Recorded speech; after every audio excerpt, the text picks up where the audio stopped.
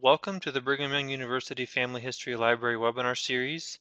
My name is Braden Knutson. I'll be your host for this webinar today. We'd like to thank everybody for joining us.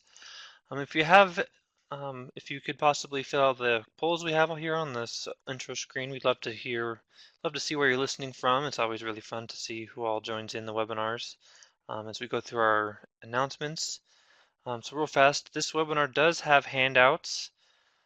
So you're welcome to download those handouts and their materials to help with Slovenian research, and will we'll sorry, they'll be a great help as you move forward with your research in this area. So some announcements. Our next webinar is Getting Around in Family Tree Navigation Made Easy by Catherine Grant, and that will be tomorrow, Friday, January 12th at 3 p.m. Mountain Standard Time as well. So we hope you can join us again tomorrow. And also, a new feature that we've kind of been testing recently is we've had a lot of people that haven't been able to use the training videos in their ward or local family history center buildings because they're on YouTube, and YouTube gets blocked in some of those buildings for whatever reason. So we have another, I guess you can call it a viewing platform, and I'll just kind of show that real fast. So if you go to our main web page here, so if you're at our home page, it kind of talks about it right here in the center of the screen. Just ways that we hope you'll be able to watch the videos without them being blocked through YouTube. So it's kind of a little bit different. So if you click on it, you can see that this page is in testing. You know, there's not a ton of videos on here yet, just because it's new. So if you scroll down here, you can see we have requested videos. If there's a video that you want to use that you just can't because it's not on here and YouTube is blocked, send us an email and we will get it uploaded here so you can use those. And then since this is new, we would really appreciate, some feedback. There's a little survey here. It's really short, just asking about what you think about this page and what we can do to improve it as we move forward. And those are always really appreciated. So we hope that's helpful to everybody, and that that will be a good resource as we go forward. And also, always, if you ever have any questions or comments about our presentations, webinar series, please feel free to email us. Our email address is here, fhl_webinars@byu.edu, and we'll always try to make as many improvements as we can. So today we'll be pleased to hear from Milan Pohontsch, who will be giving a presentation titled Introduction to Slovenian Research. Milan Pohontsch is a native German who resides in Elk Ridge, Utah, with his wife. He grew up speaking both German and Wendish, the language of a small Slavic minority in southeast Germany. He was raised in former East Germany in a conservative Catholic family and would have become a Catholic priest had circumstances not prevented it. Experiencing the hardships of being an active Christian under government-ordered Marxist doctrines, he faced various challenges and has many stories to share. Milan joined the Church of Jesus Christ of Latter-day Saints in Germany and became the first LDS Wend. He currently works in BYU's Harold B. Lee Library and is accredited in German genealogical research. Genealogy, what he calls the only addiction approved by his stake president, became part of his life when he was 14. He now presents various lectures and keynote speeches at genealogical conventions and church functions, and he conducts annual research in parishes and archives in Germany. For 18 months, he served a part-time mission at the church office building in Salt Lake City, cataloging microfilms of parishes in Slovakia and Hungary. Milan also has a passion for history and carpentry. In his early professional career, he restored Catholic churches as a carpenter. He also holds 2 engineering degrees from German universities and a librarian degree from his University of North Texas. He is able to communicate in a handful of languages. He is the co-author of a Wendish lineage book and has also translated a book and several documents from Wendish into English. And as we turn the time over to Milan, we'd like to remind you that we do have a questions and comments box on the right-hand side of the page, and also the handouts are also available up in the top right. And we will turn the time over to Milan.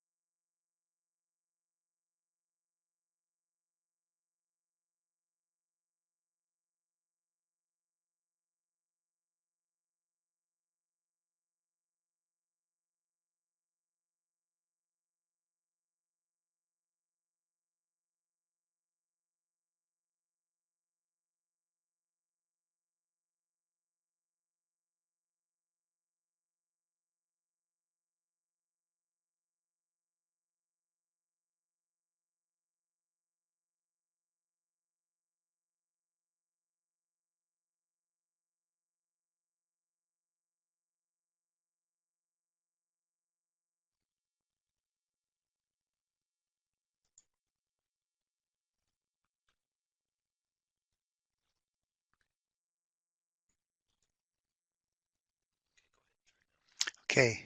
Is it working? Can everyone hear me? Okay. Okay, wonderful. I see a yes. All right. Thank you very much, Braden, for the introduction.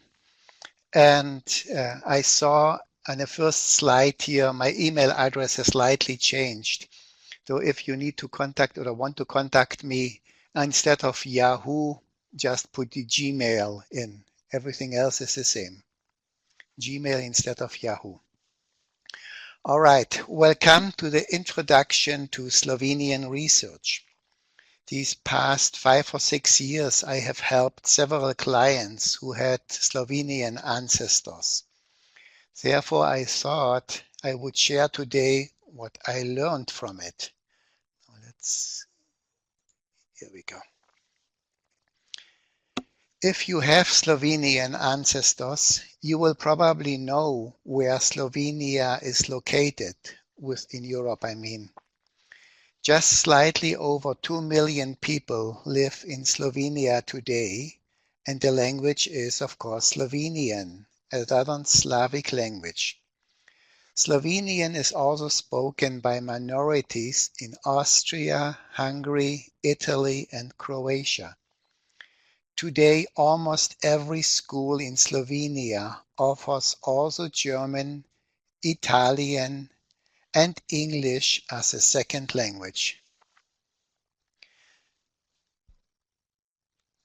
Slovenia has a democracy with a parliament. The capital is Ljubljana, also known under its former German name Laibach. The climate is mild. The winters are not too cold and the summers not too hot. And if you look at the map, does this not remind you of the shape of a running chicken? Just look at the beak and the crest and the body and the feathered legs. Okay, today the majority is Catholic. The few Lutherans in Slovenia are mostly members of the Evangelical Church of the Augsburg Confession, and today are mostly located in the northeast part of Slovenia, but not historically. But I will speak about it later a little bit more. Let's look a little bit into the history of the Slovenes. The Slavic ancestors of the Slovenes moved into this area in the 6th century. In the 7th century was founded the Slavic principality Carantania, not Carinthia as it is called today. Carantania was first conquered by the Bavarians, later by the Franks, and finally the German Emperor Otto I, who incorporated this area into the Holy Roman Empire of the German nation, or what is today known as the First Reich.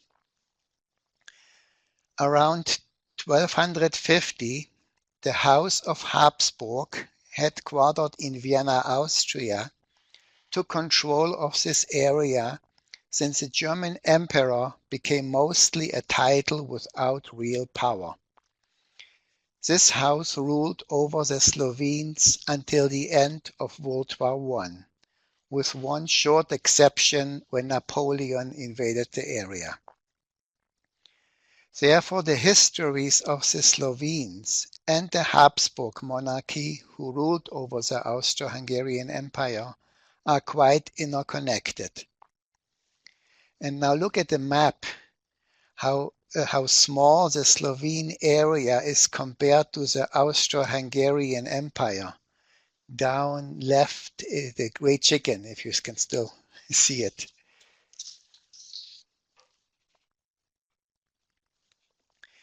In 1918, the Austro-Hungarian Empire was dissolved as a result of the lost World War I.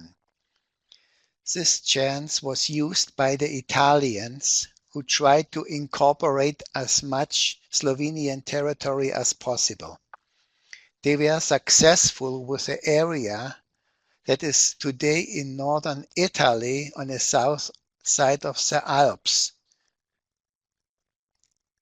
where still today mostly German-speaking folks live. And this part actually belongs to Austria, not to Slovenia, or belonged to Austria. The Italians also attacked the shores of Slovenian territory.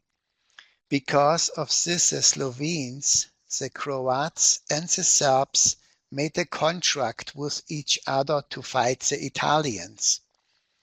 This contract included the founding of a new country, the Kingdom of Serbs, Croats, and Slovenes, as it was called.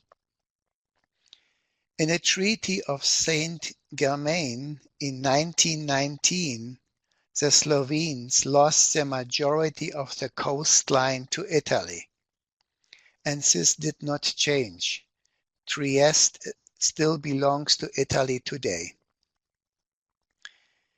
In 1929, there was a coup and the kingdom was renamed into the Kingdom of Yugoslavia. This kingdom was dominated by Serbs.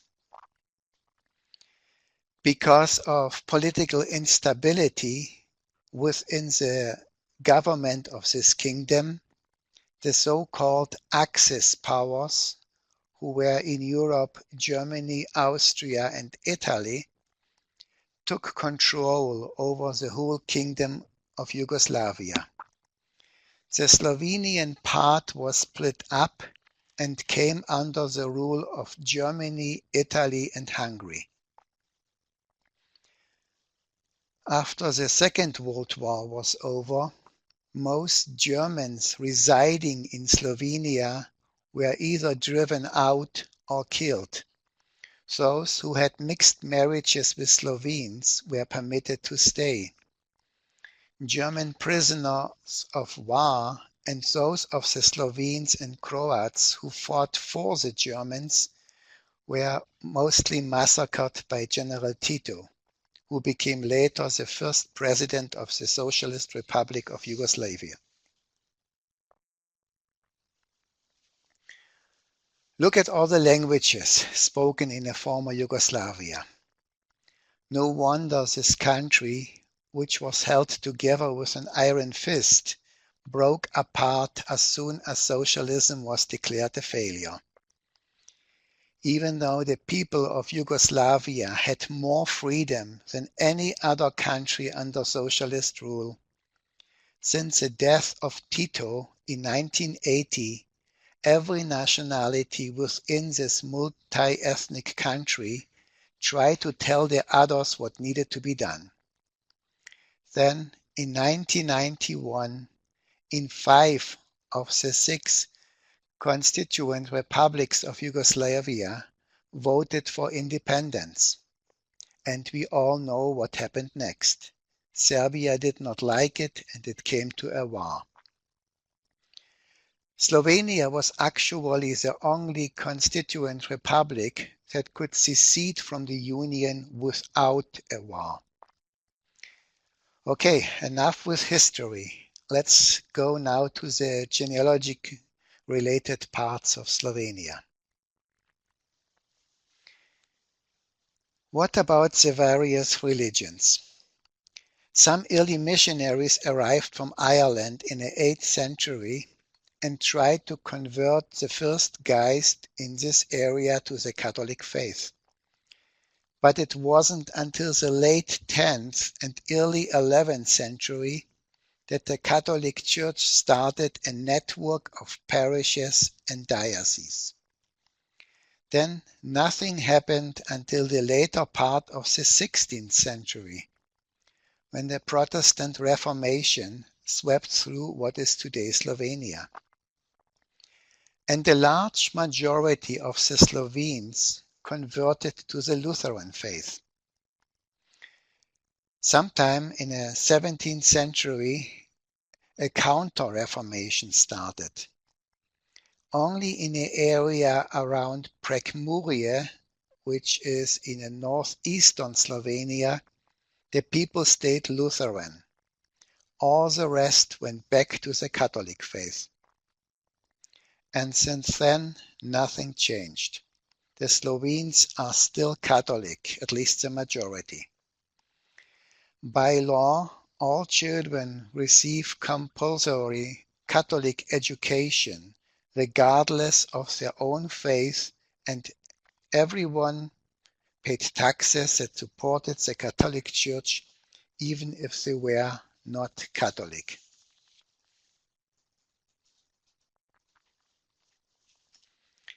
You are probably here because someone in your line came over here from Slovenia.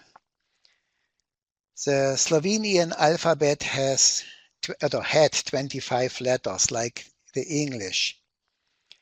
It has 3 additional letters, the letters ch, sh, and j, but it did not have Q, X, and Y. Only the new imported words have these 3 letters, but not traditionally.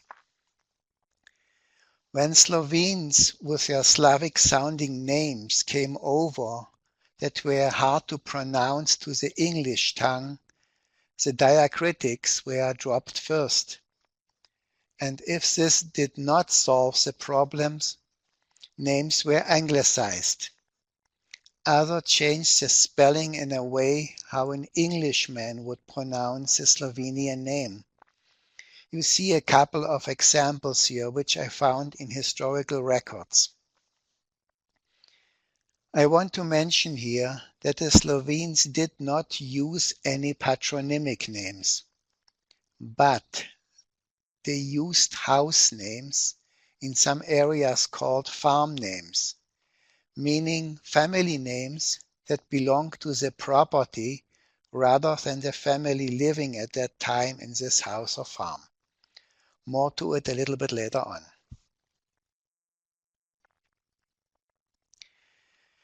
Since there are no nationwide records of genealogical importance, it is crucial for you to know the town of origin.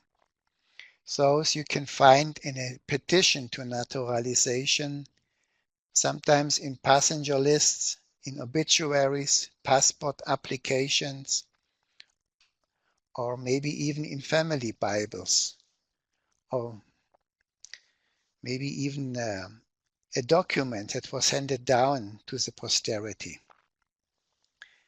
As you can read yourself, everything is archived locally and under the name of the town.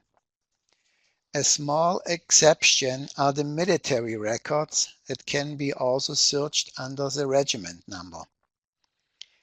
Today Slovenia consists of 12 political districts and 2 archdioceses. This is important to know because of the archives you need to approach. Okay, let's talk about each of the sources, and let's start with the Slovenian census records. Even though the Austrian Empire made nationwide censuses, for Slovenia are only available those for the capital Ljubljana and its suburbs. They are available on LDS microfilm, a respective digital image at the Family Search website. In 1830, they are called Aufnahmsbogen, a German term. And starting in 1857, they are called Anzeigezettel, or in Slovenian, Naznanilnica. After 1880, street names were introduced in Ljubljana and its suburbs. And the census forms were also classified in relation to the alphabetical order of streets, and within that, successive house numbers. In 1880 and before, it was just sorted by town name, and then by successive house numbers. What about the other regions of Slovenia, you might ask? Well, unfortunately, most of it was not preserved but destroyed.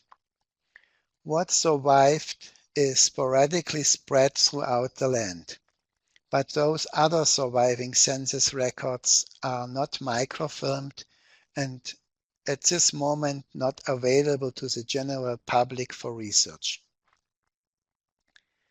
What kind of information can you find on those censuses available?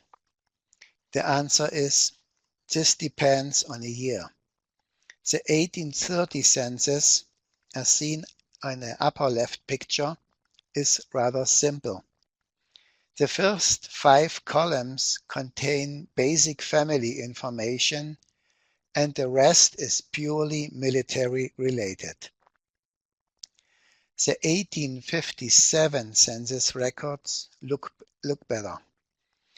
Successive number of residents in a context of a single family, names and surnames of residents, date of birth with year, month and day, religion, profession or relationship to the head of the family, the status and citizenship. The 1830 and 1857 censuses were only in German. The 1869 census, which was the first bilingual, included all the information as the 1857 version, plus profession and place of birth. All the following census years contain the very same information. Starting in 1921, the censuses were only in Slovenian.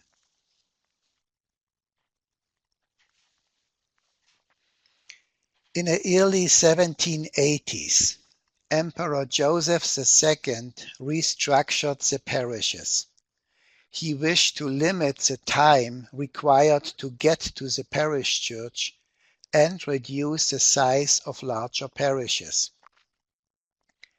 A tabular format for the Catholic registers was adopted in 1770 and modified in 1784. Protestant registers were mandated in 1782, Jewish in 1779, Orthodox in 1864, the Old Catholics in 1877, the Baptists in 1905, and the Muslims in 1927. Transcripts, also called duplicate records, for civil authorities were mandated in 1828. And then there are records within the parish which are called status animarum records. The term status animarum translates as the state of souls. They contain names and information about christening, marriage, burial, and relationship to head of household for everyone living in a parish. These records are most often part of the set of parish records. Let me come back to the house names here. For example, if you find 2 children with the same name in the records, which are house names and not their actual names, and you can't decide which of the 2 is your ancestor, go to the status animarum records. They will tell you exactly where these children belong to, because those are sorted by family. There are only 2 archdioceses in Slovenia, but there are 3 Catholic Church archives. One in Ljubljana, which is very easy to deal with. One in Maribor, where it's a little bit more challenging to get records from, especially since the archive moved to a new locality about a year ago, and they still try to get things straight. And one is in Koper, which I haven't dealt with yet. The Catholic Ljubljana archive also has the records that were kept for atheists, but those only exist since 1868. I don't know about any type of Lutheran archive. I would assume to find those within the Catholic archives. Not many parish records of Slovenia are microfilmed through the Family History Library, so most of the time you will have to request those at one of these three archives. And when you request it, do it in English. Then you will receive a pro forma invoice which you pay. After you received the transcripts, you pay the rest, if there is a rest to pay, or visit the archive by yourself. They will not send you copies of the original entries. They will always send you transcripts. The cheapest way for you to pay is through an existing bank account within the European Union. If you don't have one or don't know anyone in Europe who could do it for you, your American bank will charge you an arm and a leg. If you visit Slovenia, you can research these parish books by yourself. Each archive has a different policy. I have a PDF prepared for you with all the archive information. Let me mention only a few things. Most archives require an appointment ahead of time. At the Ljubljana archive that covers the records of central Slovenia, you can order up to 6 books per day. You have a guidebook in Salt Lake City for that archive, which tells you which records are there. At the Maribor archive website, you will find a link to their inventory. And the records for Western Slovenia are scattered, and you need to contact the archives ahead of time and ask if they have specific parish records. I could speak a whole hour just on how to search Austro-Hungarian military records. And as mentioned before, Slovenia was part of this empire. Therefore, only general information here and not step-by-step instructions how to do it. On the internet, you can find easily maps like this one here that show you where each regiment was stationed. But regiments sometimes moved around, so try to find one closest to the year you are interested in. I have for you an additional PDF if you prefer a table instead of a map. The individual numbers in these tables are the numbers of regiments that recruited there. And since the military records are sorted by regiment number, this will be needed when you start the search. If you are searching for an officer, then you start with other sources than this map. There you start with the indexed so-called Militärschematismus. I will explain it later. But if your ancestor was a common soldier, you need to know the regiment he served under. Every regiment was only allowed to recruit in specific geographical areas, and these areas changed every so often. A list that will tell you which regiment recruited there can be found on the internet too, and is also part of the syllabus. A man turning 20 became a potential soldier, and he could be called to his first duty until he was 22. He had to show up at the regional military office to be mustered, usually when he reached about 18 years of age. And there were always those who did not have to serve, like today. If your ancestor worked in a specific field or had a lot of money, he might have been exempt. Prior to 1802, if a man was drafted as a soldier, he served his whole life until he became too old for the battlefield or was killed in action. But he was more or less a civilian between the wars. In time of peace, often only one son from every family needed to serve, except if a war broke out. Starting in 1802, every soldier needed to serve only up to 10 years. Well, if he survived so long. In 1867, were 500,000 men under arms. That is about 11% of all citizens. If you count out the 50% of women and the men over 50, you could say that 1 of 4 men was on active duty. Again, a change a year later, in 1868, when every able man needed to serve for 3 years. Another change in 1912, when the duty was reduced down to 2 years, but this lasted only for 2 years, because in 1914 World War I started, and then soldiers were drafted for as long as the war went on.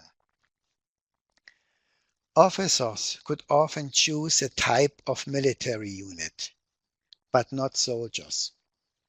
If someone wanted to become an officer, he could already apply for military at age 17.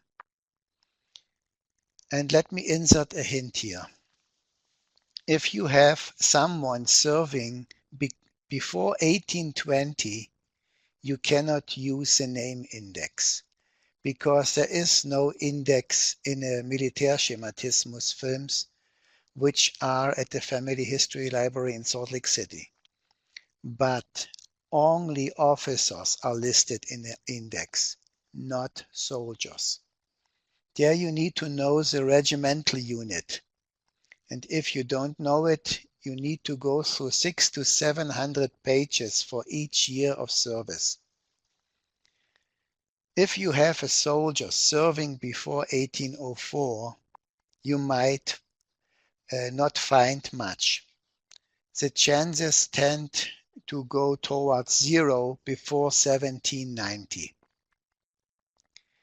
You might find the following information in military records: the full name of the officer or soldier, date of birth and death if killed in action, the military rank for each year of service, and by the way, Austria had the highest percentage of officers compared to soldiers.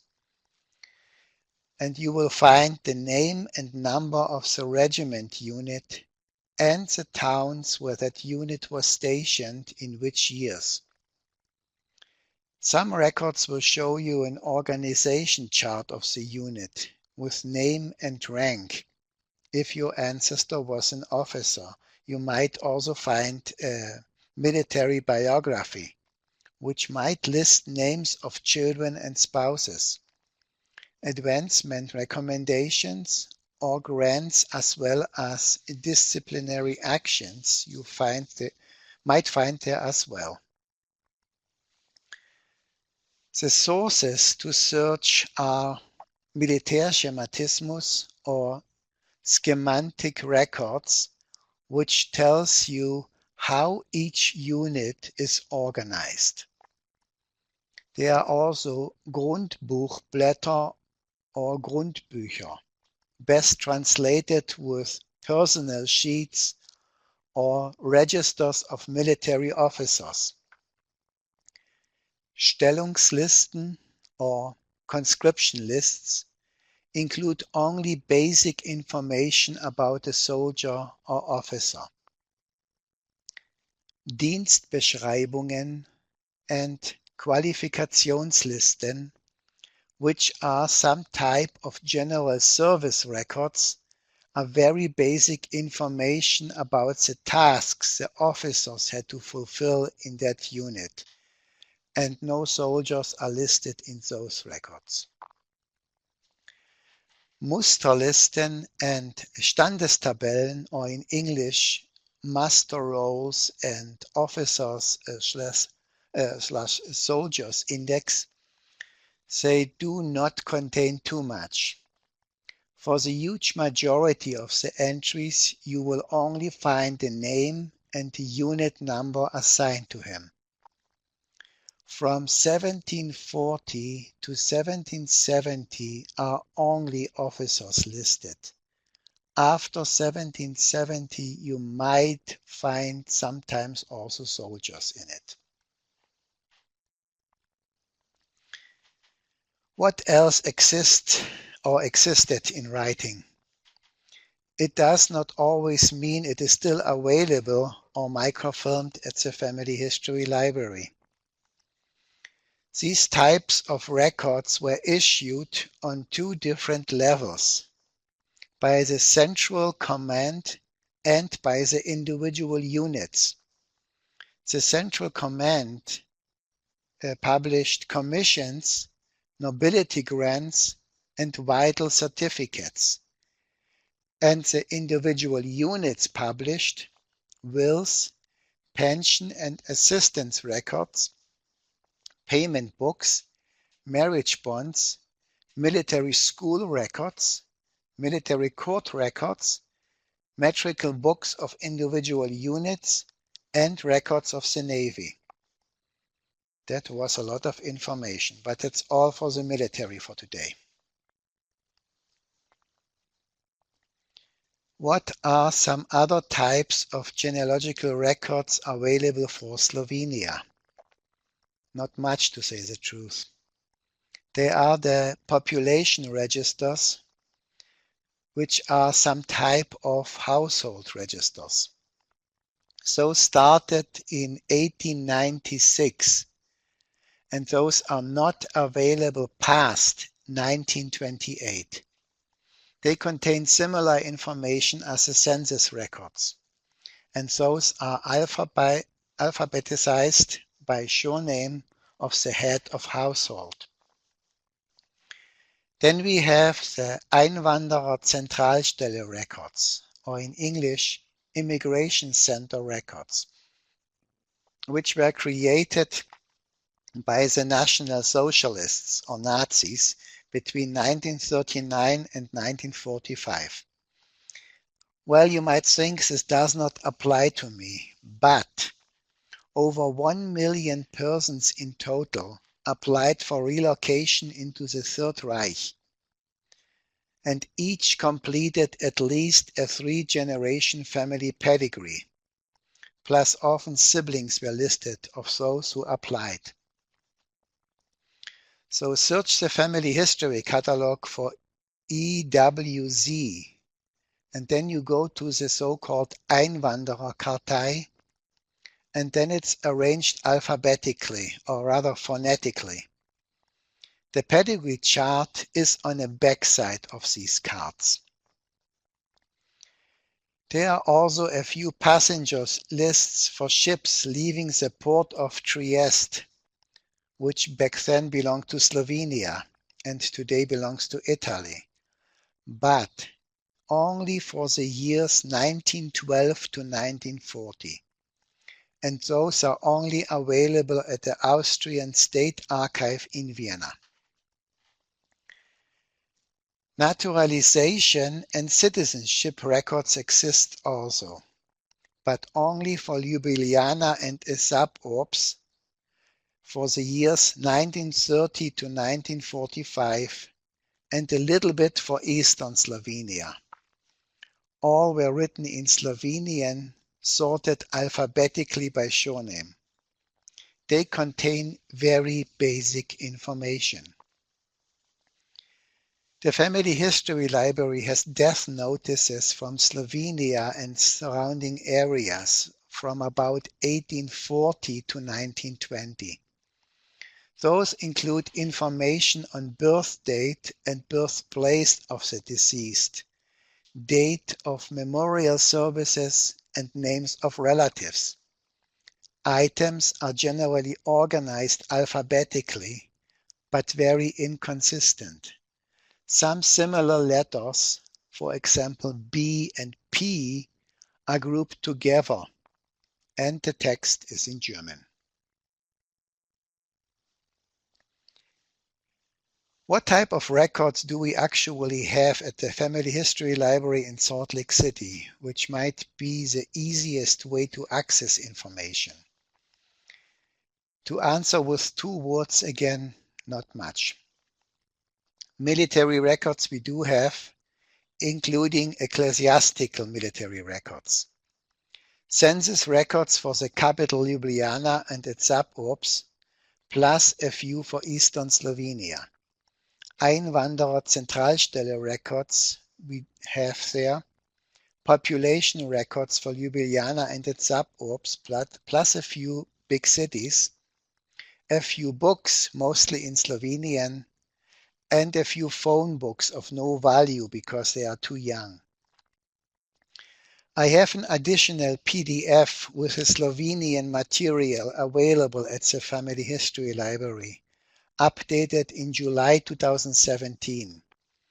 I assume that not much had happened since then. Summa summarum, if those listed do not help much, you really need to do some vacation, either in Ljubljana or in Maribor or in Koper. Depends which archive has the parish records of your ancestry. And after your research is done at the archive, you could go over to Croatia and tour the Plitvice Lakes or take a sun bath at the Adriatic coast. It's really beautiful there. You will love it. And if you find some type of records I haven't discovered yet, please inform me. I talked a lot about different record types, but which of those records are now online available for you? Well, almost nothing of genealogical worth. There is something called the Digital Library of Slovenia. This website contains a lot of Slovenian books, old photographs, various collections of journals, and other stuff. You start typing a keyword, preferably in Slovenian, and the autofiller suggests what they have that corresponds with the search query. And if you find something interesting to your ancestral town, you can download the whole record as a PDF for free. But as mentioned, other than this digital library is for genealogists almost useless. I have not heard any rumors that the two main church archives plan to digitize their parish records. So don't count on it in the next decade, or maybe even two. On a website of the Maribor archive, the biggest one, they provide a list which records they do have at the archive. But as you can see, they have not updated anything since 2002. Maybe because there was nothing to update.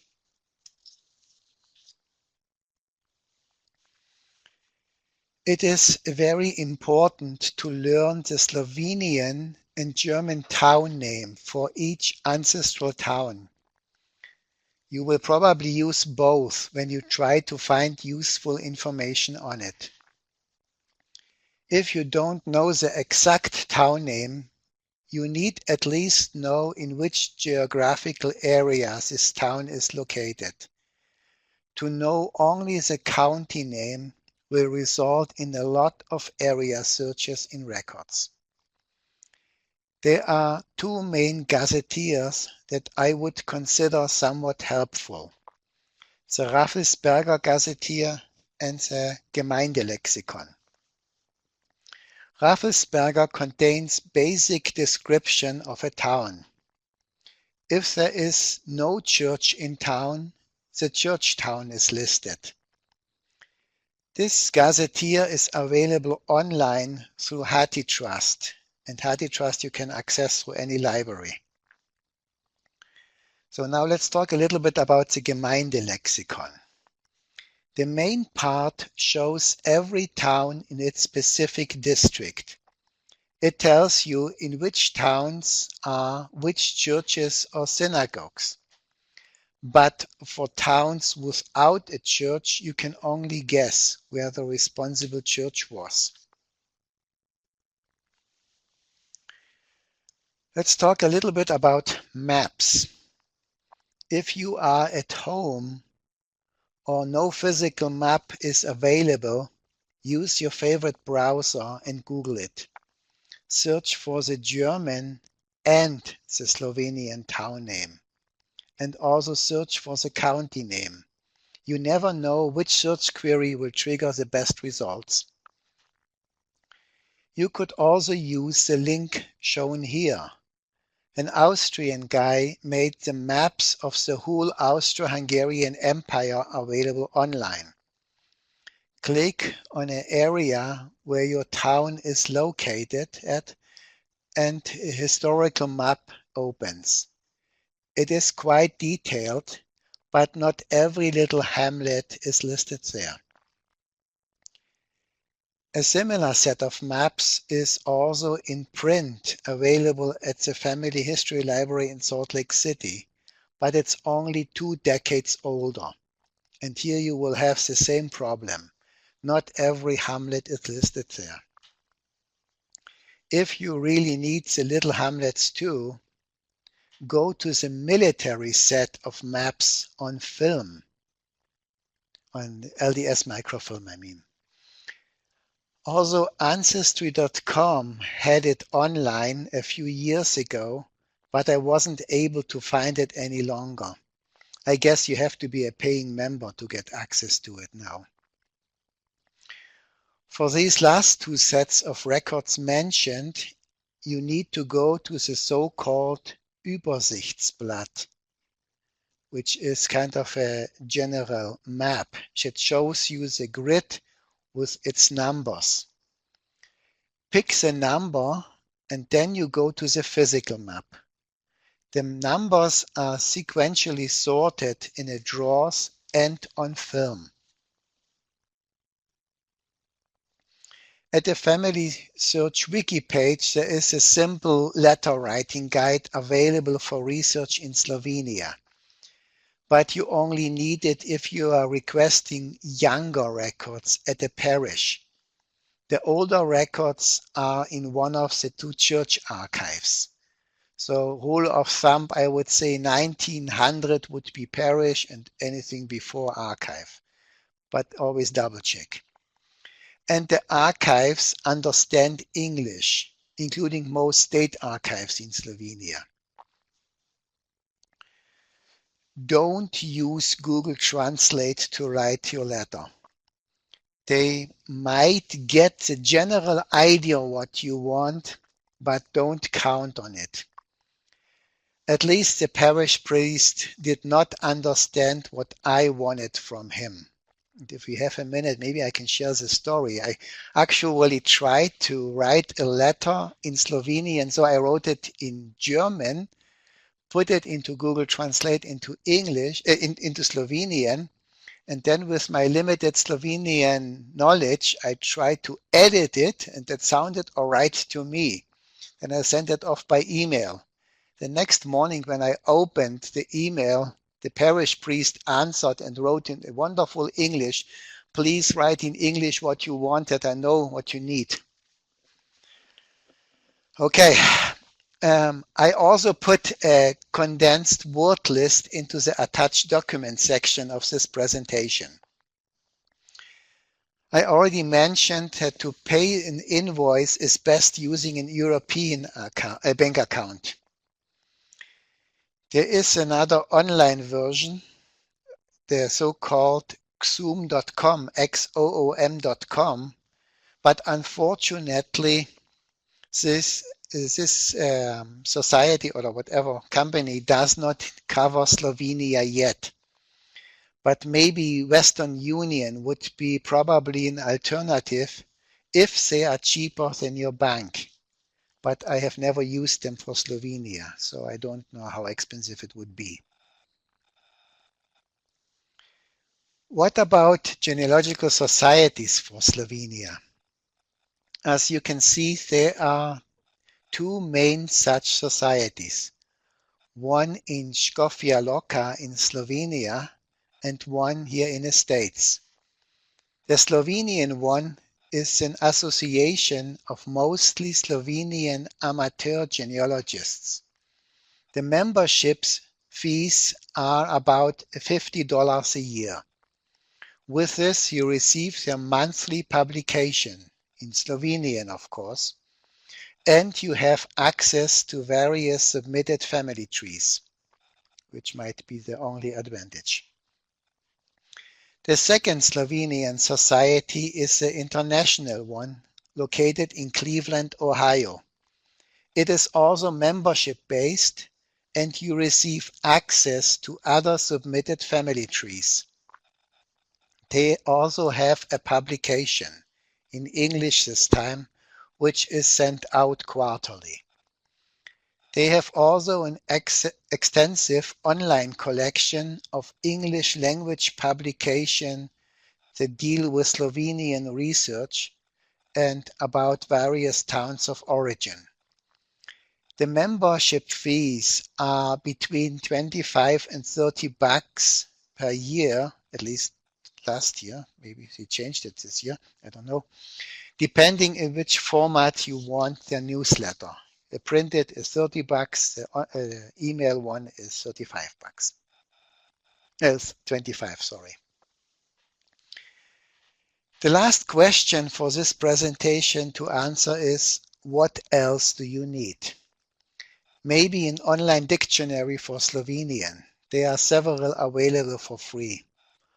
Also one for German will be needed since many records are in that language. Also look into Slovenian history, especially the parts of history that changed borders and jurisdictions. If you have Windows 10, install yourself the Slovenian keyboard as an alternative. This way you can easily enter all the hashtags or colons. Try to memorize the basic genealogical words in Slovenian and German, such as words as for birth, christening, marriage, death, father, mother, godparent, witness, and so on. Well, that's it. I hope I haven't forgotten anything of importance. If I did, please educate me. As I mentioned at the beginning, I wanted to share what I learned so far. I am not an expert in Slovenian research, and I'm also not accredited for Slovenia. Well, since this is a live session, I guess we can deal with a few questions I might be able to answer, or might not be able to answer. I don't know. It depends on the question. Okay, so at the moment, it doesn't look like we have any questions, but if there are any questions, please feel free to write those in. Milan, do you have anything else to add before we end? Well, I just read from Mr. Mac. He has used Western Union to pay for records from Slovenia. It was reasonable.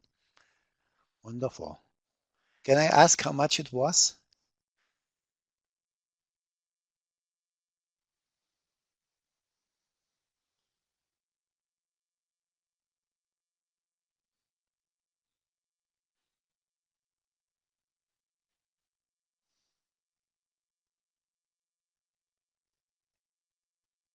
We have a few people typing. Oh, I don't remember, but I did it my local. Okay. Yeah.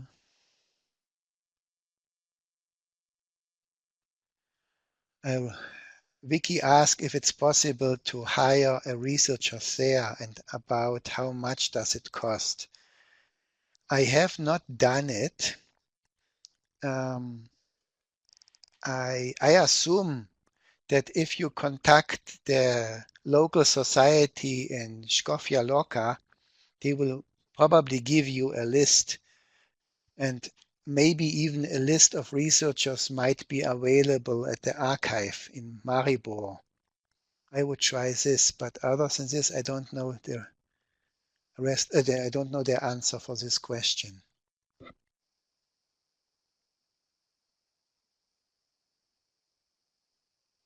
Joe said Family Search has digitized all of its Slovenian microfilms. Okay, good to know now, because a few months ago there was only half of it digitized. Okay, then, oh, Meg said the Cleveland Genealogical Society takes a research trip to Slovenia every few years. Might be good to join, I guess.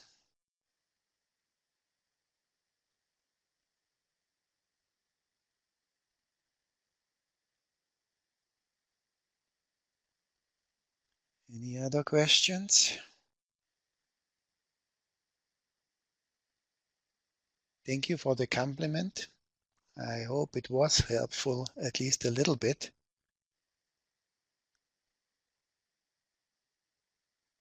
As I said before, I'm not a complete expert in it.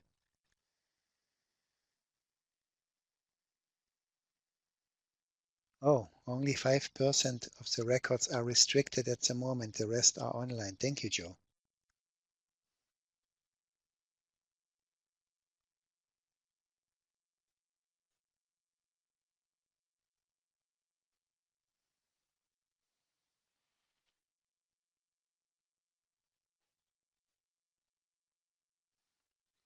Yeah, Joe is right.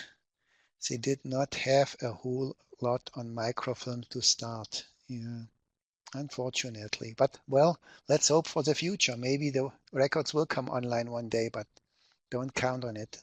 It's still a major income source for them to send out records or transcripts. All right, I guess no more question. No one is typing. Thank you very much for listening, and thank you for enduring my German accent. Back to Braden. Okay, well, thank you everybody for joining us. If you didn't get a chance to answer our poll at the beginning, please take some time now. And if you do still have a question, you can still write those in and we can get those answered. If you didn't get a chance to download the handout yet, they are down here in the bottom left-hand corner. And if you are watching the recording of this video on YouTube, those handouts will be available on the BYU Family History Library webinar website. So just go to the webinars page and then click on the category that says handouts, and all of these handouts will be available there for you to download and use in your research. And then just a reminder that if there are any other questions or comments, please feel free to send us an email here at the library. Our email is fhl_webinars@byu.edu. And be sure to follow us on our social media pages and subscribe to our YouTube channel so you can get notified when we post new videos. We thank you for joining us, and we hope to see you back for our next webinar. Thank you.